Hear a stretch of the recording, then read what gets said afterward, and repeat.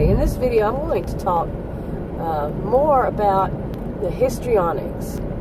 Like I've said before, most of the people that I know, when I really start thinking about it, they never really totally fit the narcissistic type. Some of it, but the same kind of things could also be seen in the histrionics, another cluster B. Now, I'm not diagnosing, I'm just saying the personality just seemed more like that kind of trait. And one of them is when they create their own catastrophes. Okay, now, these are the people who, like I just said, create their own catastrophe. And they sometimes blame it on you. Okay, I mean, it can be some things that are just seem like you would say, really? You would blame this on me? For example, say they go to a doctor, and the doctor says you've gained weight. They have gained weight, not you. But the doctor tells them that they've gained weight. He or she comes home and says, it's your fault that I gained weight because you cook too much. You cook too often. We don't need to eat every day. But it's your fault.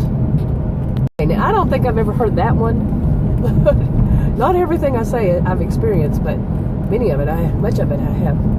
But yeah, it can be something like that. They're going to blame you for something they've done wrong that causes them problems, because they're not going to take the blame at all for anything. And they're also the type, another thing could be that they go and cheat. Like say you're married and he or she cheats on you. I haven't experienced this either, but that person, he or she says, it's your fault because you didn't, and then they say something. Now, I haven't personally heard either one of those two, but I've heard people, people I know have been told something like that. And when I would really think about the person that said it, yeah. Okay, but anyway, yeah, these are the type who would cheat. But one of the interesting things is they often think their relationship with somebody, and it doesn't have to be, a potential boyfriend or girlfriend or husband or wife, whatever.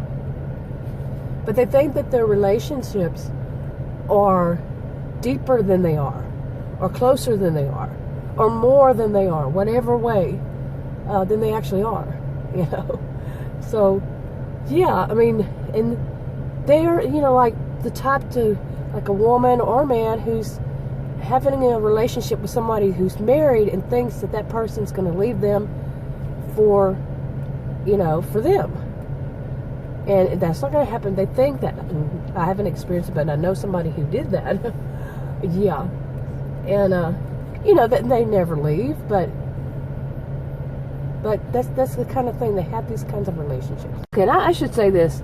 Some of the ones I've known, they can be as vicious as the narcissistic type or the antisocial, and even the borderline.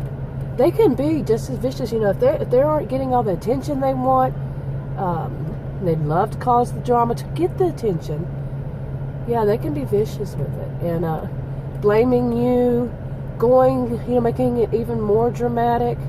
Once they blame you and you're upset, they do a lot of emotional abuse. Okay, and they've called you everything. How much is your fault? You're crying, and you're upset. You can't believe somebody actually said that to you. But they continue with the drama often. Not all of them do the same thing. One size doesn't fit all. But it's an emotionally abusive situation. So let's get back to this first part. These are people who cause their own problems a lot, and then they find somebody to be the scapegoat, okay? And somebody to blame. So it's somebody else's fault. But they're causing the problem, and people know it, and then they make it very dramatic. Now, when you hear people talk about hoovering, when somebody draws you back in, histrionics do that. They hoover you back in, okay? And they are the type to just think you're the most perfect person in the world, you're the greatest, you're the most wonderful.